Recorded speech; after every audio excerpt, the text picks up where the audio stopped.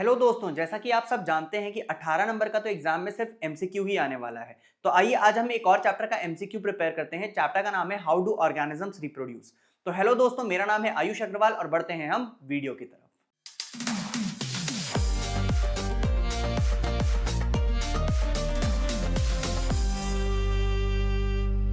सबसे पहला क्वेश्चन हम देखते हैं, during favourable condition amoeba reproduces by.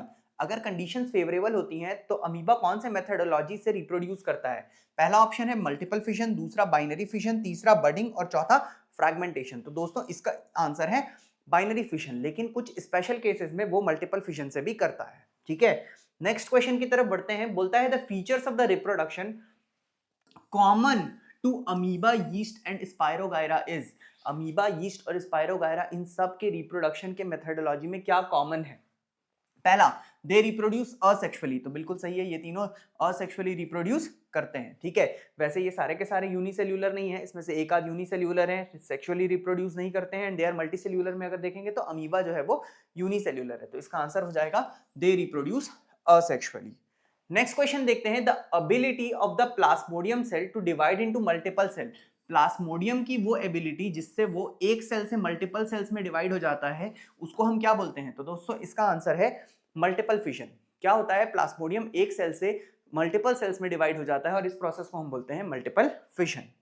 Next question देखते हैं, bryophyllum can propagate vegetatively from. Bryophyllum को वेजिटेटिवली हम किस चीज से अपन उसको प्रोपगेट कर सकते हैं? तो दोस्तों इसका आंसर होगा लीफ। ब्रायोफिलम की पत्ती से हम उसको प्रोपगेट कर सकते हैं और फर्दर और अपन ब्रायोफिलम उगा सकते हैं।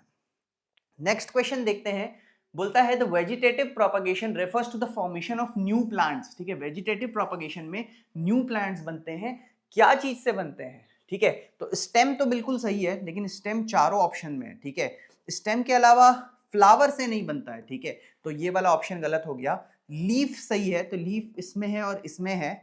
ठीक है, और रूट से भी बन सकता है। ठीक है, तो रूट से भी बन सकता है, तो फ्लावर से नहीं बनेगा। ये वाला ऑप्शन भी गलत हो गया और ये वाला ऑप्शन भी गलत हो गया, तो इसका सही आंसर हो जाएगा सी ऑप्शन। नेक्स्ट क्वेश्चन की तरफ बढ़ते हैं दोस्तों। बोलता है vegetative propagation of potato. Potato का जो वेजिटेटिव प्रोपगेशन है वो किसके थ्रू होता है? ठीक है, तो दोस्तों वेजिटेटिव प्रोपगेशन ऑफ पोटैटो जो है वो स्टेम ट्यूबर के थ्रू होता है। ठीक है, अगर आप एक पोटैटो को देखोगे ना तो उसमें ऐसे छोटे छोटे कहीं कहीं पे बर्ड्स उग जाते हैं। ठीक है, वो जो बर्ड्स उगते हैं उनके थ्रू भी आप कर सकते हो, उसको अपन स्टेम ट्यूबर भी कहते हैं। नेक्स्ट देखते हैं, वेजिटेटिवली प्रोपगेटेड प्लांट्स। ऐसे प्लांट्स जिनको वेजिटेटिव प्रोपगेशन से अपन डेवलप करते हैं, उनमें क्या होता है? ठीक है, तो they do not bear roots, ऐसा नहीं है भैया, उनके में भी रूट्स होते हैं। दे डू नॉट बियर बर्ड्स, ऐसा भी नहीं है। ठीक है, दे आर जेनेटिकली सिमिलर। अब होता क्या है कि जो वेजिटेटिव प्रोपगेशन के प्लांट्स होते हैं ना, उसमें अपन सेम प्लांट का पार्ट उठा करके उसको डेवलप कर देते हैं। तो क्योंकि सेम प्लांट का पार्ट उठा करके अपन डेवलप करते हैं, तो जीन्स चेंज नहीं होते हैं और वो जो नया प्लांट बनता है वो आइडेंटिकल होता है, वो जेनेटिकली सिमिलर होता है। नेक्स्ट क्वेश्चन देखते हैं, स्पायरोगायरा जो है, ठीक है, स्पायरोगायरा कौन सा asexual mode of reproduction follow करता है? मतलब यहाँ पे पूछा है स्पायरोगायरा कौन से तरीके से रिप्रोड्यूस करता है। स्पायरोगायरा जो है वो asexual mode of reproduction follow करता है। कौन सा फॉलो करता है? तो दोस्तों इसका आंसर है फ्रैगमेंटेशन। ठीक है, नेक्स्ट क्वेश्चन देखते हैं, the thread like structures in the Rhizopus that bear spores. ठीक है, राइजोपस के ऊपर अगर आप देखोगे ना तो इस तरीके से ऐसे छोटी छोटी डंडियां बनते जाती हैं और उसके ऊपर एक एक पोर्स होते हैं। ठीक है, तो बोलता है ये जो थ्रेड लाइक स्ट्रक्चर होता है राइजोपस में जिसके ऊपर स्पोर्स होते हैं उसको अपन क्या बोलते हैं? तो दोस्तों इसका आंसर है हाइफी। बी ऑप्शन है हाइफी। ठीक है, नेक्स्ट ऑप्शन देखते हैं, प्लांट्स जैसे कि बनाना, रोज या फिर जैस्मिन जो है, they are propagated by humans because they lack. इनका अपन वेजिटेटिव प्रोपगेशन से बहुत ज्यादा प्लांटेशन करते हैं। इसका मेन रीजन क्या है? इसका मेन रीजन ये है कि इनके अंदर सीड्स नहीं होते हैं। ठीक है, बनाना के अंदर भी सीड्स नहीं होते हैं, वैसे ही अगर आप देखोगे तो रोज और जैस्मिन के अंदर भी सीड्स नहीं होते हैं, इसलिए अपन इनका प्रोपगेशन के थ्रू अपन क्या करते हैं? अपन इनको उगाते हैं। ठीक है, नेक्स्ट क्वेश्चन देखते हैं। नेक्स्ट क्वेश्चन क्या बोलता है, the flower of hibiscus plant is. Hibiscus flower जो है वो किस तरीके का प्लांट है? तो दोस्तों हिबिस्कस जो है वो एक बाइसेक्सुअल फ्लावर है। ठीक है, किस तरीके का फ्लावर है? वो एक बाइसेक्सुअल फ्लावर है। नेक्स्ट क्वेश्चन देखते हैं, the central part of the flower that contains female reproductive structure. Central part of the flower जिसके अंदर फीमेल रिप्रोडक्टिव स्ट्रक्चर होता है, ठीक है, उसको हम क्या बोलते हैं? उसको अपन सेपल्स बोलते हैं कि पेटल्स बोलते हैं कि कार्पेल बोलते हैं कि स्टैमेन बोलते हैं, ठीक है। तो दोस्तों देखिए, पेटल तो नीचे की हरी हरी जो पत्तियां होती हैं उसको अपन पेटल्स बोलते हैं, ठीक है। नेक्स्ट अगर अपन देखेंगे सेपल्स बोलते हैं, जो मेन कलरफुल पत्तियां होती हैं उनको अपन पेटल्स बोलते हैं। बचा ये दो पार्ट, ठीक है, इसमें एक मेल पार्ट है एक फीमेल पार्ट है, तो जो फीमेल रिप्रोडक्टिव पार्ट है दैट इज कार्पेल, तो इसका राइट आंसर हो जाएगा कार्पेल। नेक्स्ट क्वेश्चन पढ़ते हैं, the part of the seeds that grow into a new plant. Seed का वो पार्ट जो कि एक नए प्लांट में चेंज हो जाता है, उस नए प्लांट वाले पार्ट को हम क्या बोलते हैं? तो दोस्तों उस नए पार्ट वाले प्लांट को हम बोलते हैं एम्ब्रियो। जो एम्ब्रियो होता है वो बाद में जाकर के एक नए प्लांट में डेवलप हो जाता है, ठीक है। तो नेक्स्ट क्वेश्चन की तरफ बढ़ते हैं, बोलता है during the duration of the pregnancy in human is known as, humans में जो प्रेगनेंसी की जो ड्यूरेशन होती है, जो 9 मंथ्स होता है, उस पीरियड को क्या बोलते हैं? तो दोस्तों उस पीरियड को हम बोलते हैं जेस्टेशन पीरियड। क्या बोलते हैं? जेस्टेशन पीरियड हम बोलते हैं, ठीक है। नेक्स्ट क्वेश्चन देखते हैं। नेक्स्ट क्वेश्चन क्या बोलता है? The release of an egg from the ovary is known as, ovary में एग के रिलीज होने को, ओवरी से एग के रिलीज होने को हम क्या बोलते हैं? तो दोस्तों उसको हम बोलते हैं ओव्यूलेशन, ठीक है। नेक्स्ट क्वेश्चन देखते हैं। नेक्स्ट क्वेश्चन बोलता है the period during adolescence when the reproductive tissues mature is known as, ठीक है। बोलता है पीरियड ड्यूरिंग एडोलेसेंस, एडोलेसेंस में एक ऐसी पीरियड जब रिप्रोडक्टिव टिश्यूज जो है वो मैच्योर हो जाते हैं, काम करना शुरू कर देते हैं, दोस्तों इसको अपन बोलते हैं प्यूबर्टी। क्या बोलते हैं इसको हम? इसको हम बोलते हैं प्यूबर्टी। नेक्स्ट देखते हैं, in humans fertilization occurs in, humans में फर्टिलाइजेशन कहाँ होता है? तो दोस्तों ह्यूमंस में जो फर्टिलाइजेशन होता है वो फीमेल रिप्रोडक्टिव पार्ट के फेलोपियन ट्यूब के अंदर होता है। इसका एक और नाम भी है ओवाडक्ट। Next question, along the path of the vas deferens secretions from this gland provide nutrition to the sperm। बोलता है along the path of the vas deferens, vas deferens से जब sperm पास हो रहा होता है तो ऐसा कौन सा ग्लैंड है जो उसको न्यूट्रिशन प्रोवाइड करता है? तो दोस्तों उसको न्यूट्रिशन प्रोवाइड करने का काम जो है वो सेमिनल वेसिकल का होता है, ठीक है। नेक्स्ट पार्ट देखते हैं, बोलता है the tissue that helps to provide nutrition from the mother to embryo. ऐसा कौन सा टिश्यू है जो कि न्यूट्रिशन प्रोवाइड करता है मां से एम्ब्रियो को, ठीक है। मतलब जो फीटस बनना शुरू होता है, जो एम्ब्रियो बनना शुरू होता है मदर की बॉडी से, ऐसा कौन सा पार्ट है जो अटैच्ड होगा एम्ब्रियो से, जहां से एक्सचेंज ऑफ न्यूट्रिएंट्स होंगे, ठीक है। तो उसका आंसर होगा दोस्तों प्लासेंटा। नेक्स्ट क्वेश्चन देखते हैं, which of this is not a sexually transmitted diseases. इसमें से कौन सा एक सेक्सुअली ट्रांसमिटेड डिसीज नहीं है, ठीक है। तो दोस्तों ये तो है ही, ठीक है, तो ये आंसर नहीं होगा। ये भी है, ये आंसर नहीं होगा, ठीक है। वैसे इसका मुझे पता नहीं है, गोनोरिया, इसका मुझे पता नहीं है। वैसे इसका आंसर, करेक्ट आंसर इसका हेपेटाइटिस होगा, ठीक है, क्योंकि ये तो मुझे पता है कि हेपेटाइटिस जो है वो एक सेक्सुअली ट्रांसमिटेड डिसीज नहीं है, ठीक है। नेक्स्ट क्वेश्चन देखते हैं, which contraceptive method is also, which contraceptive method that also protects against the sexually transmitted disease. ऐसा कौन सा कॉन्ट्रासेप्टिव मेथड है जो सेक्सुअली ट्रांसमिटेड डिसीजेस से भी बचाता है? तो दोस्तों इसका आंसर होगा कॉन्डम्स, बी ऑप्शन होगा, ठीक है। नेक्स्ट देखते हैं, इन मेल्स, अगर अपन मेल्स में देखेंगे तो टेस्टिस जो होता है they are located outside the abdominal cavity in the scrotum, ठीक है। स्क्रोटल सैक में वो एब्डोमिनल कैविटी से बाहर होता है। तो टेस्टिस जो है वो बॉडी के बाहर क्यों होता है? क्योंकि बॉडी का जो टेम्परेचर होता है वो टेस्टिस के लिए थोड़ा ज्यादा होता है, स्पर्म के प्रोड्यूस होने के लिए उसको थोड़ा सा कम टेम्परेचर चाहिए होता है, ठीक है। तो इसका आंसर क्या हो जाएगा? तो असिस्ट इन मेटिंग नहीं होगा, फैसिलिटेट स्पर्म फॉर्मेशन हो सकता है, ठीक है, ये भी नहीं होगा और ये भी नहीं होगा। तो इसका आंसर हो जाएगा facilitate sperm formation. Next question देखते हैं, बोलता है सिंपल एनिमल्स जैसे कि प्लानेरिया वो रीजनरेट हो जाता है कंप्लीट ऑर्गेनिज्म में फ्रॉम द कट पीसेस। मतलब एक ऑर्गेनिज्म है, उसका मान लो एक पर्टिकुलर बॉडी पार्ट कट हो गया तो वो बॉडी पार्ट जो है वो कंप्लीट ऑर्गेनिज्म में डेवलप हो जाता है। इस प्रोसेस को हम क्या बोलते हैं? तो दोस्तों इस प्रोसेस को हम बोलते हैं रीजनरेशन। क्या बोलते हैं इसको? हम बोलते हैं regeneration. The part of the root in grafting is known as, ठीक है, the part used as the root in grafting. Grafting में हम रूट के लिए जिस पार्ट का यूज करते हैं, ठीक है, मतलब एज अ रूट जिसको हम यूज करते हैं उसको हम क्या बोलते हैं? तो दोस्तों उसको हम बोलते हैं स्टॉक।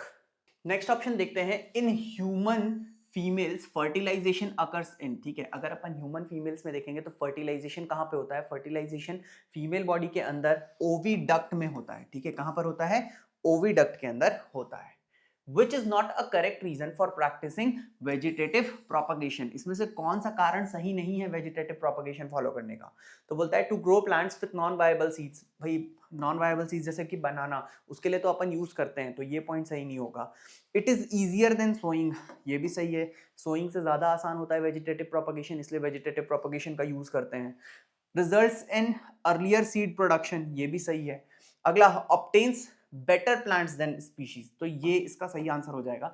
एक्चुअली वेजिटेटिव प्रोपगेशन में बेटर स्पीशीज पैदा नहीं होती है, इनफैक्ट वो एक असेक्सुअल फॉर्म हो गया जिसमें अपन सेम प्लांट को कंटिन्यू करा रहे हैं, ठीक है, मतलब बेसिकली कोई जेनेटिक वेरिएशन आ ही नहीं रहा है वहां पे, इसीलिए इसका आंसर हो जाएगा obtains better plant species. Next question है, growing fetuses receives nutrition from the mother through, mother की बॉडी से ग्रोइंग फीटस को, ठीक है, सेम क्वेश्चन अभी अपन ने थोड़ी देर पहले किया था, उस टाइम पे एम्ब्रियो वर्ड दिया था, अब एम्ब्रियो वर्ड को चेंज करके फीटस वर्ड दिया है, दोनों का मतलब बेसिकली सेम ही है, जब एम्ब्रियो थोड़ा बड़ा हो जाता है तो उसको फीटस बोलने लगते हैं, ठीक है, तो वो किसके थ्रू मिलता है? तो इसका आंसर हो जाएगा प्लासेंटा। क्या आंसर हो जाएगा? प्लासेंटा। नेक्स्ट क्वेश्चन देखते हैं, the surgical method of contraception in females and male respectively is. चलिए अब यहाँ पर ये थोड़ा सा ट्विस्टेड क्वेश्चन है, ठीक है, डायरेक्टली ये टर्म्स दिए हुए नहीं है, ठीक है, बट कॉपर टी जो है वो बेसिकली एक सर्जिकल मेथड नहीं है, तो ये और ये तो आंसर होगा नहीं, क्योंकि इसमें भी कॉपर टी है, इसमें भी कॉपर टी नहीं है, नन ऑफ दीज भी नहीं है इसका आंसर, तो इसका आंसर हो जाएगा ट्यूबेक्टॉमी और वेसेक्टॉमी, ठीक है। Next, which is not a sexually transmitted disease, इसमें से कौन सा जो है वो सेक्सुअली ट्रांसमिटेड डिसीज नहीं है? तो काला अजहर जो है दोस्तों ये एक सेक्सुअली ट्रांसमिटेड डिसीज नहीं है, ठीक है। नेक्स्ट क्वेश्चन देखते हैं, फटाफट से 50 क्वेश्चंस कंप्लीट करेंगे, ठीक है। नेक्स्ट क्वेश्चन क्या बोलता है, in human male puberty generally occurs between, किस एज में प्यूबर्टी आती है इन ह्यूमन मेल्स? तो दोस्तों इसका आंसर है 12 साल से 14 साल, ठीक है। यही क्वेश्चन में अगर फीमेल्स पूछा होता तो आंसर हो जाता 10 टू 12 ईयर्स है वो, ठीक है, 10 to 12 years age. Next question देखते हैं, 31st question, in flowering plants, अगर अपन फ्लावरिंग प्लांट्स में देखेंगे, so the fruit develops from, fruit कहां से डेवलप होता है? तो दोस्तों फ्रूट जो है वो डेवलप होता है ओवरी से। सेम क्वेश्चन में अगर सीड आता तो ओव्यूल टिक करके आते, ठीक है।